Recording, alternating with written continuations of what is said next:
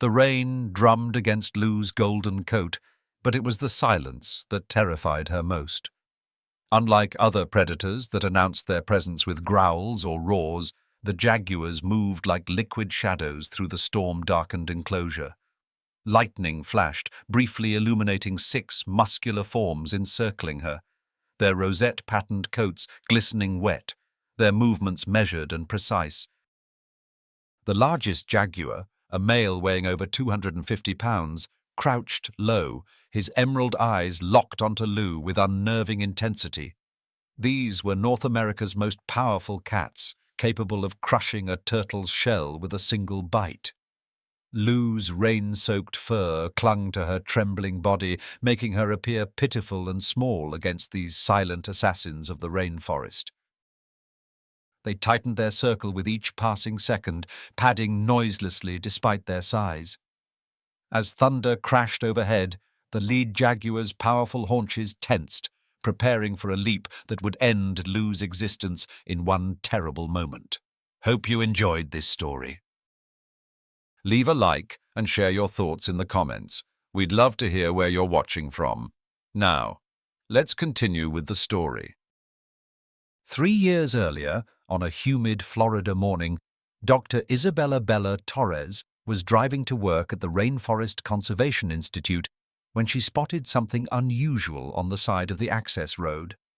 Slowing her jeep, she peered through the morning mist to see a small, trembling bundle of golden fur beneath a drooping palmetto. "What on earth?" she murmured, pulling onto the shoulder. Approaching cautiously, she discovered a Labrador puppy, dehydrated and clearly abandoned. The pup was thin, with no collar or identification, left at the remote entrance to the conservation center. "Hey there, little one," Bella said softly, offering her water bottle. "How'd you end up out here all alone?" After several minutes of gentle coaxing, the puppy allowed Bella to pick her up. A thorough check at local shelters and veterinary offices confirmed what Bella suspected. This was another abandoned animal, likely dropped off by someone who had seen the conservation center sign and hoped the puppy would find care there. "I could foster her," Bella found herself telling Dr. Miguel Santos, the center's veterinarian, later that day. "Just until we find her a permanent home." That was how Lou, named after Louisa May Alcott, Bella's favorite author, became part of the Rainforest Conservation Institute family. Unlike most dogs, who would bark frantically at the exotic scents and sounds, Lou displayed an unusual calmness around the center's resident animals. "I've worked with animals for 15 years, Dr. Santos remarked, after watching Lou sit quietly during an examination of a recovering ocelot, and I've never seen a dog with such natural composure around wild species." As months passed, Lou became Bella's constant companion at the conservation center, trotting alongside her during daily rounds, carrying small items in her mouth to help, and providing a friendly face for visitors and staff alike. Sofia Martinez, a wildlife documentary filmmaker who frequently collaborated with the center, was particularly taken with Lou. "That dog has an old soul," she commented one afternoon, capturing footage of Lou observing a group of coatimundis with gentle curiosity rather than predatory interest. Life at the center settled into a peaceful rhythm until that fateful spring morning when Bella's phone rang during her first cup of coffee. The caller's voice was urgent, tinged with both anger and desperation. "3 Jaguar cubs," Bella explained to her team after ending the call. "Their mother was shot by poachers in the Everglades Preserve. They're only about 2 months old. Fish and Wildlife needs us to take them immediately." The gravity of the situation wasn't lost on anyone. Orphaned jaguar cubs had notoriously poor survival rates, even in the best facilities. Without a mother to teach them essential hunting and survival skills, their future would be uncertain at best. "We'll need to prepare the isolation unit," Dr. Santos said, already making notes on his tablet. "And contact James about additional funding for proper rehabilitation." As the staff bustled about, preparing for the cubs' arrival, No one noticed Lou sitting attentively by the door, ears perked forward as if she somehow understood the significance of the conversation. No one could have possibly imagined the extraordinary role this gentle Labrador would soon play in the lives of 3 orphaned Jaguar cubs, or how that relationship would ultimately save her life during a violent storm 2 years later. The Jaguar cubs arrived at the Rainforest Conservation Institute the following afternoon in a specialized transport carrier. Bella and Dr. Santos stood outside the medical facility as a Fish and Wildlife officer carefully unloaded the precious cargo. "They're dehydrated and stressed," explained Officer Ramirez, her expression grim. "We estimate they're about 8 weeks old. They've been without their mother for nearly 2 days."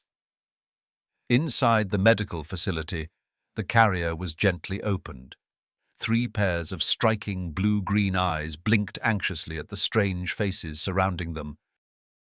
The cubs were small bundles of spotted golden-brown fur, their distinctive rosette patterns already forming, their powerful paws equipped with retractable claws that hinted at the formidable predators they would become. 2 males and 1 female, Dr. Santos noted as he began his examination. Underweight but remarkably resilient, considering their ordeal. Throughout the examination, Lou had been sitting quietly in her usual corner of the medical room. Bella hadn't wanted to leave her behind that morning, despite knowing they'd be receiving wild predators. Now she watched with astonishment as Lou's behavior suddenly changed. The Labrador's ears perked forward, her nose twitching rapidly. A soft whine escaped her throat. "Lou, stay," Bella commanded gently, concerned the cubs might be frightened. But Lou wasn't exhibiting aggression. Quite the opposite. She inched forward, her body language showing intense interest, but no threat. The smallest cub, the female, let out a pitiful mewl. Lou responded with a nurturing whimper that startled everyone in the room. "That's remarkable," Dr. Santos said, observing Lou's behavior with professional interest. "She's responding to their distress vocalizations." Dr. Gabriel Ortiz, a Jaguar specialist who had been called in to consult, watched the interaction with fascination. Jaguars are typically solitary animals, but the bond between mother and cubs is strong. Your Labrador seems to be interpreting and responding to those signals instinctively. Under close supervision, Lou was allowed to approach. To everyone's astonishment, she began gently licking the female cub's face, a distinctly maternal gesture. The cub didn't pull away. Instead, it leaned into the contact. Over the next few hours, as a special nursery area was prepared for the cubs, Lou refused to leave their side. When the staff attempted to separate her from them, she became visibly distressed, pacing and whining at the door. "Maybe we should consider letting her stay with them," Bella suggested hesitantly. "Under supervision, of course." "That's completely unorthodox," Dr. Ortiz frowned, adjusting his glasses. "But these are extraordinary circumstances. These cubs need stability and comfort after their trauma." After much discussion and multiple consultations with experts, a decision was made. Lou would be permitted to interact with the cubs under strict supervision. If at any point it seemed dangerous for either party, they would be separated immediately. What followed was nothing short of miraculous. The cubs, who had been reluctant to eat, began accepting formula from bottles while nestled against Lou's warm fur. They slept curled against her, their small bodies finding comfort in her steady heartbeat, much as they would have with their biological mother. "She's providing something we simply can't," Bella observed with wonder. "A living, breathing maternal presence." Days turned into weeks, and Lou's devotion never wavered. She cleaned the cubs after meals, gently corrected them with nudges when their play became too rough, and seemed to understand exactly what they needed. The cubs, now named Luna, Rio, and Mateo, thrived under her care, gaining weight and showing increasing curiosity about their surroundings. Sofia Martinez documented the extraordinary relationship with her camera, capturing tender moments between the unlikely family. "This defies everything we think we know about natural instincts," she remarked, watching Lou patiently allow the growing cubs to clamber over her. Jaguars are apex predators, yet here they are, bonding with a domestic dog as their surrogate mother. James Hamilton, the centre's primary benefactor, visited personally to witness the phenomenon. "In 20 years of supporting wildlife conservation, I've never seen anything like this," he said, his voice filled with emotion.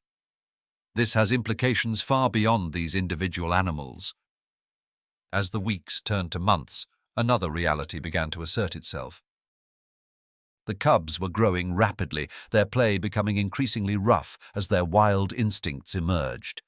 By 3 months of age, they each weighed nearly 40 pounds, their teeth and jaws developing the incredible strength that makes jaguars such formidable hunters, though they bore their play with Lou with remarkable restraint. The decision that everyone had been dreading now loomed on the horizon. For their safety, and Lou's, separation would soon become necessary. The bond that had saved 3 orphaned jaguar cubs would need to be broken, and no one at the conservation centre looked forward to the heartbreak that would inevitably follow. The inevitable day arrived as summer heat gave way to autumn's gentler warmth. Luna, Rio, and Mateo had grown remarkably over their 3 months under Lou's care. Once tiny, helpless cubs that fit in Bella's arms, they now weighed nearly 50 pounds each, their bodies showing the lean, powerful muscle development of their species, their playful bites carrying enough force to cause serious injury. Bella stood at the observation window, watching Lou patiently endure Rio's enthusiastic pouncing. The Labrador's tolerance was remarkable, but even she occasionally winced when play became too rough. "We can't postpone this any longer," Dr. Santos said quietly, joining her at the window. "Lou has several puncture wounds from yesterday's play session. Those jaws are getting too powerful." Bella nodded, her throat tight. "The transition enclosure is ready." The team has been briefed. The plan had been meticulously developed with input from Jaguar specialists across the country. The cubs would move to a specialized natural habitat where they could develop more appropriate predatory behaviors while still receiving supplemental care. It was a necessary step toward their eventual integration with other captive jaguars and away from their canine mother. "Lou's going to take this hard," Bella murmured, watching as the Labrador gently groomed Luna's spotted coat. "Animals are remarkably adaptable," Dr. Santos assured her, though his voice held a note of uncertainty. "And Lou has always been exceptional." The separation was handled with the utmost care. While Lou accompanied Bella on her morning walk, the cubs were transferred to their new habitat half a mile away on the Conservation Centre grounds. After much debate, the team had decided against allowing a final goodbye, fearing it would only confuse both Lou and the cubs. When Lou returned to find the nursery empty, her reaction broke everyone's heart. The Labrador searched every corner, sniffing frantically, her tail drooping progressively lower. She let out a mournful howl that seemed to echo through the silent room. "I'm so sorry, girl," Bella whispered, kneeling beside her faithful companion. "They had to move on." For days afterward, Lou's demeanor changed dramatically. The once cheerful dog became subdued, often wandering to the now empty nursery to lie there for hours, her soulful eyes fixed on the door as if expecting her adopted offspring to return. James Hamilton, witnessing Lou's grief during one of his regular visits, was visibly moved. "Perhaps we should arrange for her to see them, from a distance, of course." "It might just prolong her attachment," Dr. Ortiz advised. "Better to let her adjust naturally." Sophia, who had grown especially close to Lou during her documentation of the cubs' care, offered a different perspective. "In all my years filming animals, I've seen that closure isn't just a human concept. Sometimes seeing that their young are thriving helps the mother move on. After careful consideration, Bella decided to try. 1 week after the separation, she brought Lou to an elevated observation platform overlooking the cubs' new enclosure. The 3 young jaguars were visible in the distance, playfully stalking each other through the carefully designed habitat. Lou's reaction was immediate and heartbreaking. Her ears perked forward, tail wagging with excitement for the first time in days. She whined softly, pressing against the barrier as if trying to reach them. "She recognizes them even from this distance," Bella said softly, stroking Lou's head. Though Lou seemed disappointed when they left without reuniting with the cubs, her mood afterward was noticeably improved. It was as if seeing her children thriving had provided some comfort. Gradually, Lou began to resume her former routines. She accompanied Bella on rounds, assisted with small tasks around the center, and greeted visitors with a subdued version of her once exuberant welcome.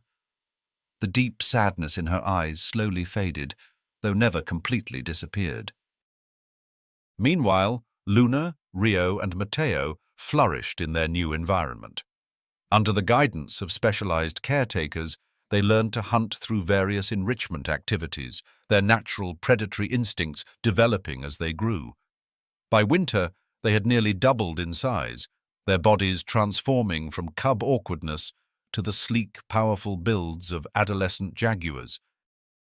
6 months after the separation, Dr. Ortiz proposed a controlled observation. "I'd like to see if they still recognize Lou after this time apart," he explained. The implications for understanding long-term memory in big cats could be significant. No one at the Conservation Center could have predicted that this experiment would become unnecessary, as a violent summer storm would soon bring Lou and her grown children face to face in a life-or-death encounter that would test the bonds they had formed in those precious early weeks. 2 years had passed since Lou first welcomed the Jaguar cubs into her heart.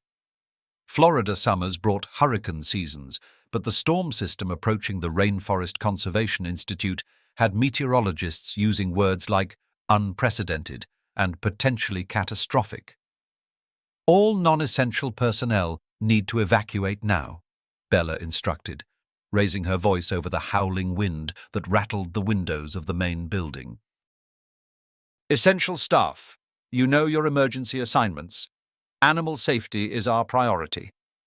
Dr. Santos nodded grimly, distributing weather radios to the skeleton crew that would remain. "If conditions worsen, we'll implement full evacuation protocols." Bella knelt beside Lou, securing a bright orange safety vest around the Labrador's chest. "You stay with me, girl. No wandering off today." The first thunderclap hit with such force that the lights flickered ominously. Lou pressed against Bella's leg, trembling visibly.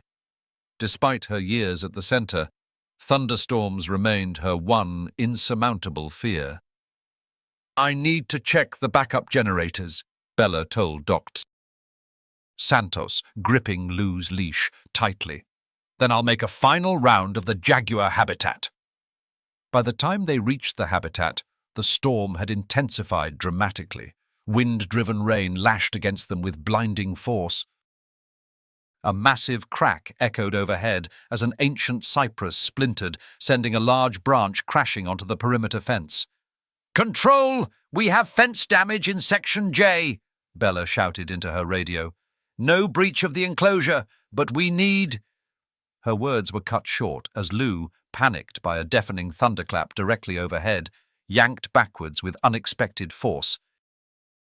The sudden movement, combined with the slick pathway, sent Bella sprawling. The leash slipped from her grasp as Lou bolted in blind terror. "Lou!"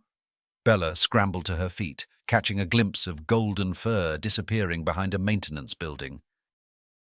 "Control! My dog is loose! I'm in pursuit!"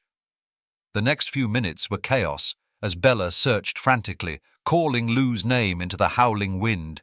Visibility was reduced to mere feet by the driving rain. When her radio crackled with Dr. Santos's voice, his words sent ice through Bella's veins. "Bella, security cameras show Lou has somehow entered the Jaguar habitat, east side, near the artificial cave." Bella ran as she had never run before, heart hammering in her chest. The Jaguar habitat housed 6 adult jaguars, including Luna, Rio, and Mateo, now fully mature at over 200 pounds each for the males. While they had recognized Lou through glass 6 months ago, they had since embraced their predatory natures. Would they remember her now? Or would their instincts take over? Reaching the observation deck, Bella could make out shapes moving through the storm. Lou stood trembling in the center of the habitat, her golden coat plastered to her frame, making her appear smaller and more vulnerable. "I'm going in," Bella said into her radio, reaching for the emergency access panel. "Absolutely not," Dr. Santos's response was immediate. "Security is bringing tranquilizer rifles." "There's no time," Bella protested, watching in horror as several powerful forms emerged from various shelters, their attention fixed on the intruder in their territory. The largest jaguar, a male named Aztec with no connection to Lou, took a menacing step forward, his muscles rippling beneath his spotted coat as he lowered into a hunting crouch. Lou cowered, frozen in terror, a pitiful whimper escaping her throat. What happened next defied explanation. 3 jaguars suddenly moved with astonishing speed, positioning themselves between Lou and the approaching Aztec. Luna, flanked by her brothers Rio and Mateo, stood protectively around the trembling Labrador. Their posture was unmistakable, defending, not threatening. Aztec paused, clearly confused by this unexpected development. A tense standoff ensued, broken only when Luna issued a soft, chuffing sound, a non-threatening vocalization jaguars rarely use outside of mating or mother-cub interactions. The message to the other jaguars was clear. This dog is under our protection. One by one, the unrelated jaguars retreated to their shelters, apparently deciding that this strange situation wasn't worth challenging the 3 siblings, who had established themselves as a cohesive unit within the habitat. With the immediate danger averted, Luna, Rio, and Mateo turned their attention to Lou. To Bella's astonishment, the 3 jaguars gently encircled the Labrador, their bodies creating a shelter from the driving rain. Luna, who had always been closest to Lou, delicately pressed her massive head against the dog's side, a gesture of affection that jaguars rarely display, even with their own kind. "They're treating her as family," whispered Sophia, who had remained at the center to document the storm's impact. "Not as prey, not as intruder, but as their mother." As the rescue team arrived with specialized equipment, they found an extraordinary scene. Lou was nestled between the 3 jaguars, all 4 animals huddled together against the storm's fury. In the months that followed, the incredible story of Lou and her jaguar children captured hearts worldwide. James Hamilton funded a groundbreaking research center dedicated to studying cross-species relationships and emotional intelligence in animals.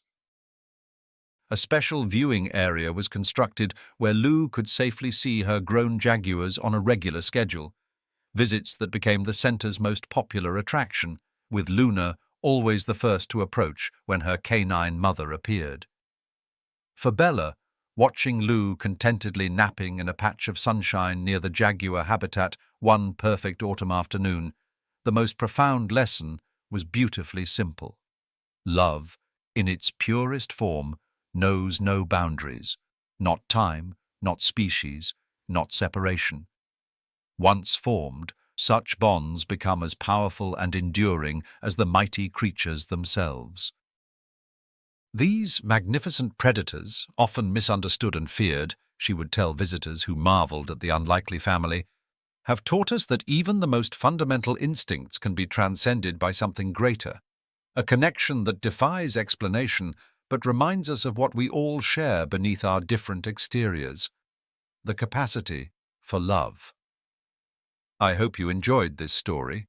Subscribe to my channel so you don't miss touching stories. Leave a like and then comment below what you thought of the emotional stories. See you in the next video.